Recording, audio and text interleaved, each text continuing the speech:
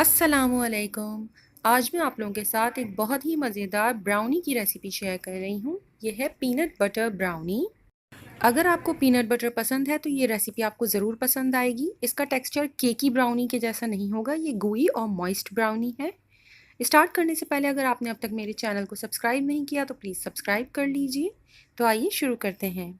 सबसे पहले ब्राउनी की लेयर बनाने के लिए मैंने एक पैन में 3 आउंस सेमी स्वीट चॉकलेट लिया है। ये तकरीबन 75 ग्राम है।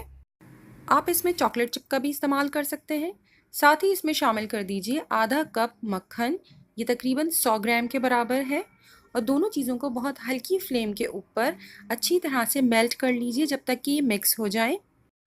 फ्लेम को हल्का ही रखिएगा क्योंकि चॉकलेट और बटर दोनों बहुत जल्दी जल जाते हैं। जैसे ही चॉकलेट और मक्खन मेल्ट होकर मिक्स हो गया, मैंने इसे एक बड़े बाउल में निकाल लिया है और इसमें शामिल किया है 1 कप ब्राउन शुगर। शुगर डालने के बाद आपको ये फील होगा कि ऑयल सेपरेट हो रहा है, बट आप फिक्र मत कीजिए, जैसे ही हम इसमें बाकी की इंग्रेडिएंट्स ऐड करेंगे तो मिक्सचर बिल्कुल सही हो जाएगा।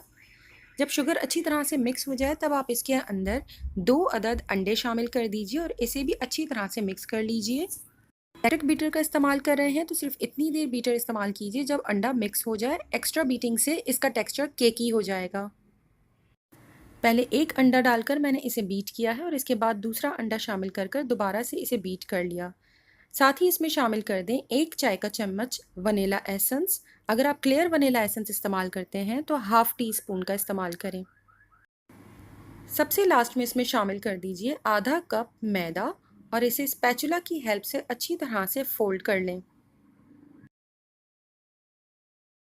जब तमाम इंग्रेडिएंट्स बहुत अच्छी तरह से मिक्स हो जाएं तब आप इस मिक्सचर को ब्राउनी पैन के अंदर ट्रांसफ़र कर दीजिए। मैंने स्क्वायर केक पैन लिया है और इसे ऑयल लगाकर अच्छी तरह से ग्रीस कर दिया है। मेक श्योर अगर आपको लगता है, डाउट है कि आपकी ब्राउनी या केक्स स्टिक हो जाते हैं तो आप इसमें बटर पेपर का भी इस्तेमाल कर सकते हैं। यहाँ पर थोड़ा सा मैदा या कोको पाउडर छिड़क कर इसे अच्छी तरह से स्प्रेड करें और झटक लें ताकि एक्सेस मैदा या कोको पाउडर निकल जाए। इसके बाद आप इसमें ब्राउनी मिक्सचर डाल दें। अब पीनट बटर की लेयर बनाने के लिए मैंने एक पैन में लिया है आधा कप ब्राउन शुगर, आधा कप मक्खन और आधा कप पीनट बटर। मैंने यहाँ पर स्मूथ पीनट बटर का इस्तेमाल किया है। तीनों इंग्रेडिएंट्स को बहुत हल्की फ्लेम के ऊपर अच्छी तरह से मिक्स कर लीजिए ताकि बटर मेल्ट हो जाए और शुगर इसके अंदर डिज़ोल्व हो जाए। जैसे ही तीनों चीज़ें मिक्स हो जाए आप इसे किसी बड़े बाउल के अंदर ट्रांसफ़र कर दीजिए और इसे थोड़ी देर के लिए स्टिर कर लीजिए या हैंड विस्क से मूव कर लीजिए ताकि इसकी गर्मी थोड़ी कम हो और ये रूम टेम्परेचर पर आना स्टार्ट हो जाए। क्योंकि अब हमें इसके अंदर अंडा शामिल करना है। अगर ये ज़्यादा गर्म होगा तो अंडे की कुकिंग स्टार्ट हो जाएगी। मैंने इसके अंदर शामिल किया है 1 अंडा और इसे मैं हैंड विस्क की हेल्प से अच्छी तरह से मिक्स कर रही हूँ।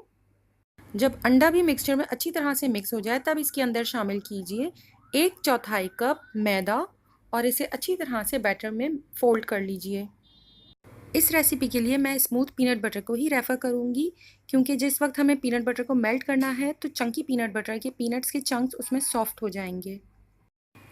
पीनट बटर की लेयर को रेडी होने के बाद आप ब्राउनी की लेयर के ऊपर अच्छी तरह से स्प्रेड कर दीजिए। इसके बाद आप किसी भी स्टिक या फिर नाइफ़ की हेल्प से इसके अंदर पीनट बटर और ब्राउनी की लेयर्स को अच्छी तरह से मार्बलिंग इफ़ेक्ट देते हुए मिक्स कर लीजिए।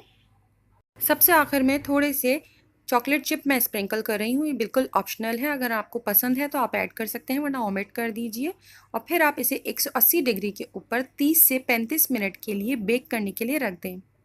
बेक होने के बाद आप ब्राउनीज़ को पैन में ही ठंडा किया कीजिए क्योंकि ब्राउनीज़ बहुत डेलिकेट होती हैं, स्पेशली gooey और मॉइस्ट ब्राउनीज़।